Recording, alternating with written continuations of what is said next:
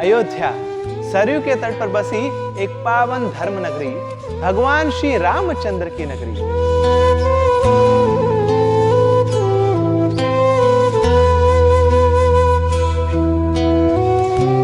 अयोध्या वो स्थान जहां युद्ध नहीं होते। शास्त्रों में सप्तपुरियों का वर्णन आया है। अयोध्या, मथुरा, माया, काशी, कांची, अवंतिका, पुरी, द्वारावती चैव सप्तैता मोक्षदायिका। तो ये 7 पुरियां हैं जो मोक्ष प्रदान कर सकती हैं। अयोध्या, मथुरा, हरिद्वार, काशी, कांची और द्वारका, जिसमें से अयोध्या सर्वोच्च मानी गई है, सबसे प्राचीन मानी गई है। अयोध्या का सबसे पहला वर्णन अथर्ववेद में आता है, जहां बताया गया है कि अयोध्या देवताओं का नगर है। अष्टचक्र नव द्वारा देवानामपुर अयोध्या। साथ स्कंद पुराण में वर्णन आता है कि ये अयोध्या नगरी भगवान विष्णु के चक्र के ऊपर विराजमान है। कितनी प्राचीन है अयोध्या, क्या इतिहास है इसका। ऐसा वर्णन आता है कि प्राचीन काल में वैवस्वत मनु ने अयोध्या का निर्माण किया। कौन है वैवस्वत मनु?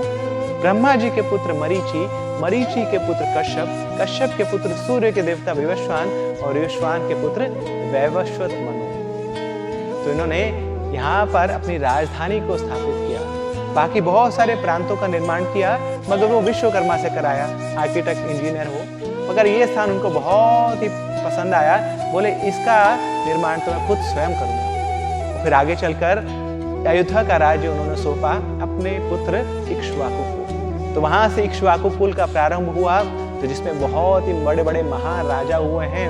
महाराज सगर, अंशुमन, दिलीप, भगीरथ, अज और आगे चलकर दशरथ महाराज। इसी इक्ष्वाकु कुल में, इसी वंश में, इसी स्थान पर 62 पीढ़ियों बाद परात्पर, परम पुरुषोत्तम, मर्यादा पुरुषोत्तम भगवान श्री रामचंद्र जी अवतरित होते हैं। तो अयोध्या पहले तो बहुत महिमा मंडित थी, मगर भगवान रामचंद्र जी के आने के बाद इस पर 4 चांद लग गए। तो यहीं पर भगवान का जन्म हुआ, उनकी बाल्य लीलाएं, उनकी किशोर लीलाएं, यहीं से वनवास के लिए प्रस्थान किया और वापिस आने पर 11,000 सालों तक भगवान ने अयोध्या पर शासन किया। दशरथ महाराज ने अपनी पुण्यशीलता और सुकृति के बल पर अयोध्या की स्थापना एक बहुत ही विशाल और एक सुंदर नगरी के रूप में करी थी। ऐसा लगता था मानो भगवान का धाम हो, और हो क्यों ना, स्वयं साक्षात भगवान यहाँ पर विराजमान होने वाले हैं। इंद्र का लोक भी, स्वर्ग के ऐश्वर्य भी अयोध्या के सामने बहुत फीके पड़ जाते थे। बहुत ही विशाल नगरी थी। बताया जाता है 12/3 योजना, दैट मीन्स 144/36 किलोमीटर लॉन्ग। और क्या सुंदरता है भगवान श्री रामचंद्र की अयोध्या की। शास्त्रों में उल्लेख है कि भगवान श्री रामचंद्र की अयोध्या में जितने वृक्ष हैं, वो नित्य प्रतिदिन पूरे साल भर सुंदर फलों और फूलों को प्रदान करते हैं। अयोध्या के जितने पशु हैं आपस में हमेशा स्नेह में रहते हैं। अयोध्या के जितने पक्षी हैं बहुत सुंदर सुंदर गीतों का गान करते रहते हैं। अयोध्या के ब्राह्मण नित्य प्रतिदिन वैदिक मंत्रों का उच्चारण करते हैं। अयोध्या के वैश्य सर्व संपदाओं से संपन्न है।